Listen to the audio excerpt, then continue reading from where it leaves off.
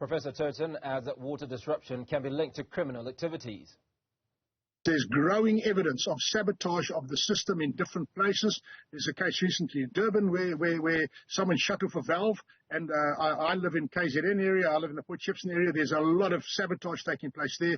And what happens is some syndicate comes and sabotages the network, and then they get a contract for the tenders, for the tankers. So tanker tenders, this is the tanker mafia is a growing issue. I don't know if it is the case in this particular example, but it's becoming a growing national issue, and we're seeing the same thing on the sewage side, where mafias are sabotaging the sewers, and then they are making money out of providing sewage pumps.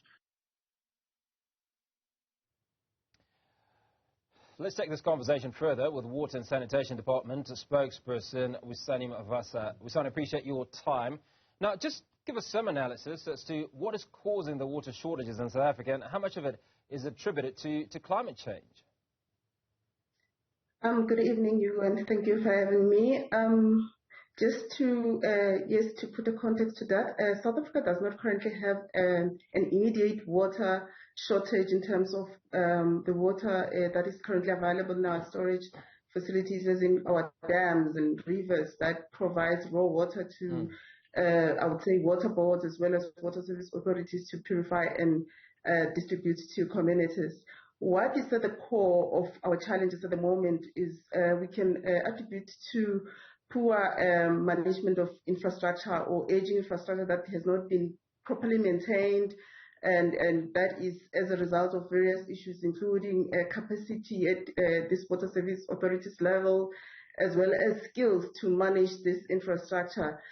Coupled to that is also the issue of high consumption that we are experiencing currently in Gauteng, particularly in low-lying areas that are unable to assist the higher-lying areas to receive water as these reservoirs try to replenish and increase as water comes through, potable water comes through from the provider, which is rainwater. So this could be various issues, and this needs to be addressed at that particular level to ensure that we have a reliable and sustainable water supply at water service authority level. Now, Wisane, let's talk about infrastructure development, and as far as water is concerned, over the last 10 years. Now, if we look at a city like Joburg, which has the highest population in the country, it has a population of 6.2 million people. That population was 4.7 million people 10 years ago. So obviously there's been an increase of 3 to 4%, or somewhere in that region, incrementally every single year. What provisions have you made as the Water Authority to ensure that you're catering for this increase that is happening every single year? From the Department of Water and Sanitation's position, as you are aware that water that is currently being used by Gauteng and other four provinces, which is Northwest, Free State, as well as Mpumalanga, added to what Gauteng is using, it's from the integrated Vaal River system.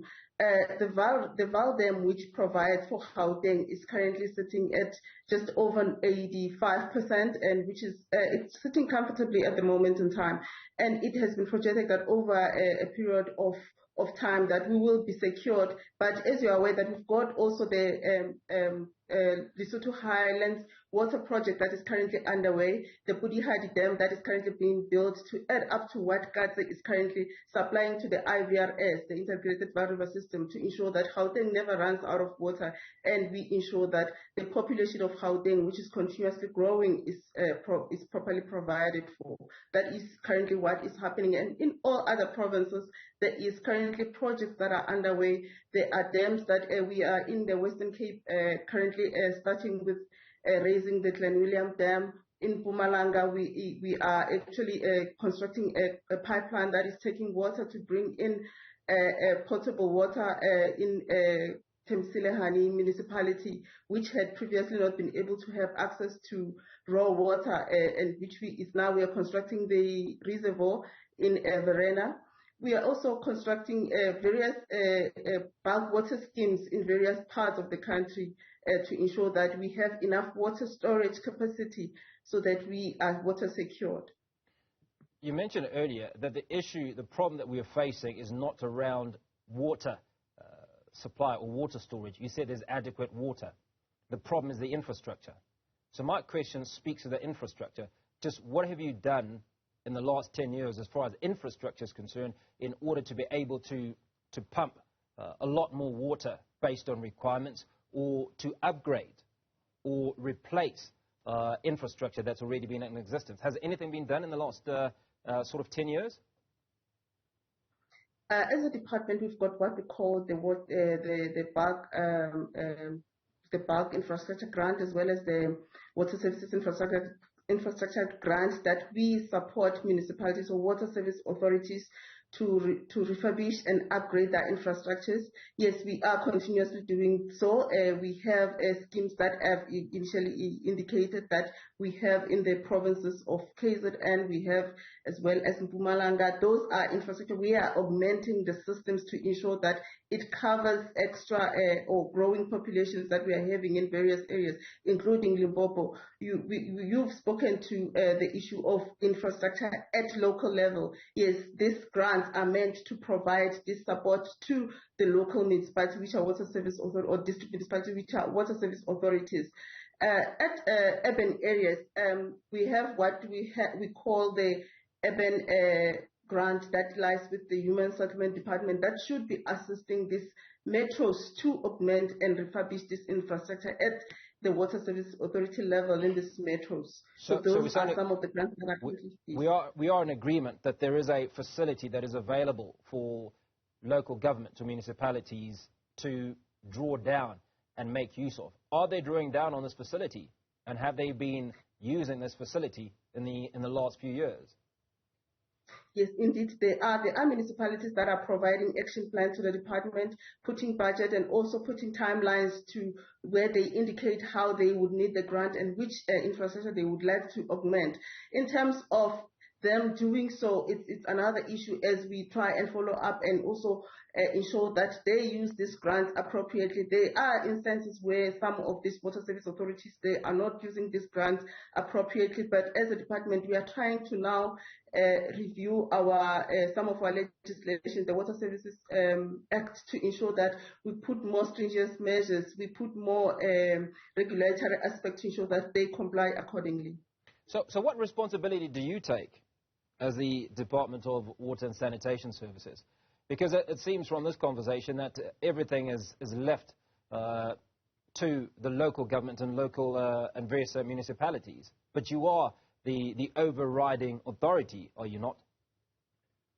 Yes, as a department, as you are aware, we are a regulator, as well as we also provide the support that I have indicated. But as you know, that the municipalities or the Water Services Authority, it's their the constitutional responsibility as well as legislative responsibility to ensure that they provide water services to residents or to citizens of the country. Therefore, we provide that regulatory as well as support that and interventions that are in line with the legislation, the National Water Services Act, as well as the National Water Act. Now, one of the things that we've picked up is the quality of water that municipalities are giving their various residents. Are municipalities in South Africa transparent about the quality of their drinking water, and what actions are being taken to ensure compliance with the national standards? Municipalities by law are required to comply with what we refer to SANS 241. That is the standard that is approved by the SA Bureau of Standards for the water quality of South Africa that must be provided as a drinking quality water. As a department, we regularly monitor this water. We ensure that the infrastructure that's supposed to provide this water is that of that standard or that quality that is required. Municipality water service authorities are required that if there is a challenge in terms of provision of such quality of water, they communicate to the local residents or to citizens that the current quality of water that is being provided is not that of standard and there must be an alternative provision. And in the same time, they need to also communicate to citizens as to when are they going to restore such services.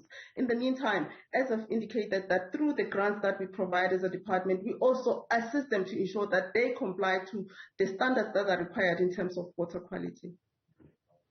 My final question, is it permissible to pump water that is substandard through the system, even if you are alerting individuals or consumers of the quality of water? Is there at some point where you are not allowed to pump water if it is of a certain standard? To pump, you cannot pump water that is substandard and allow citizens or residents to consume such water. You need to communicate and provide alternative supply of potable water that meets the required standard, that is SANS 241. If such is not happening, residents or citizens have a right to raise that matter to the municipality or the water service authority that's providing such water, as well as the Department of Water and Sanitation for intervention. Wisane, I'd like you to listen to some reaction that we got from one of our reporters who was on the ground today, just looking or listening to some residents across Johannesburg and some of the challenges that they are facing. So let's take a listen and get your reaction after this. It's not right that elderly ladies have to fill up 5-litre bottles of water and fill their baths or make a little bit of tea with the water they have. That's not okay. We do get sent water tankers in the area, but how do you expect residents to walk kilometers to go and collect water with a few little bit of containers that they have at home?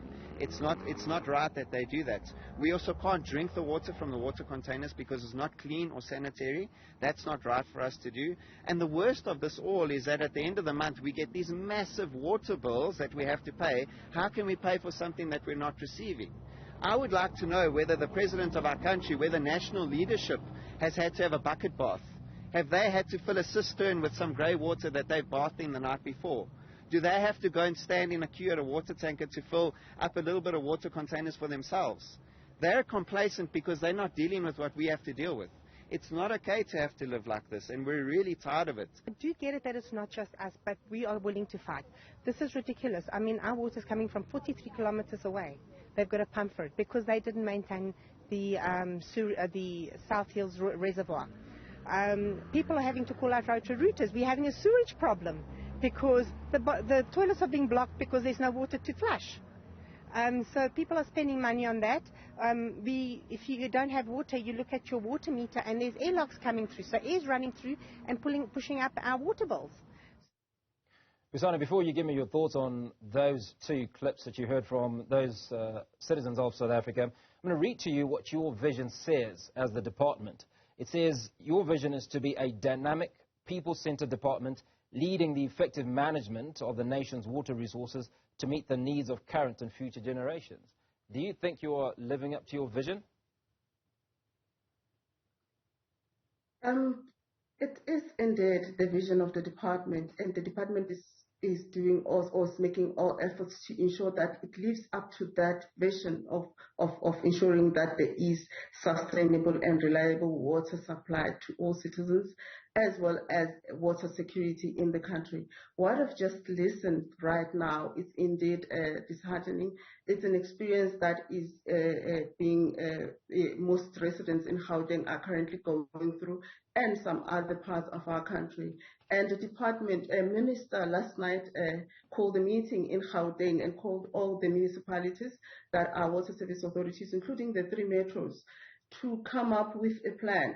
He requested this task team that must be led by one of our DDGs, as well as the Rand Water, to be part of this plan, to come up with immediate plan that will enable that we restore what is currently happening in Gauteng, as well as ensuring that we do not have a continuous challenge that we are having right now.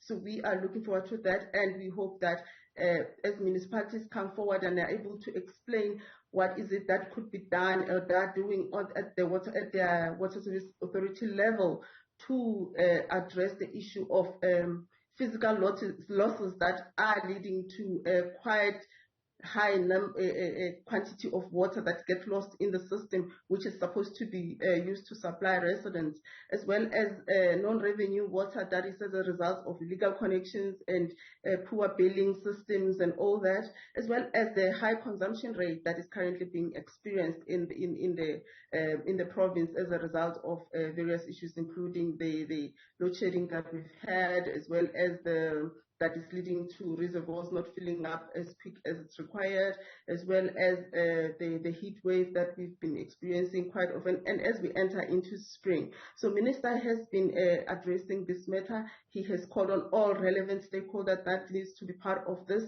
to be able to come up with immediate plans that should be able to address all these issues so that we do not have to go through as a continuous situation in the province.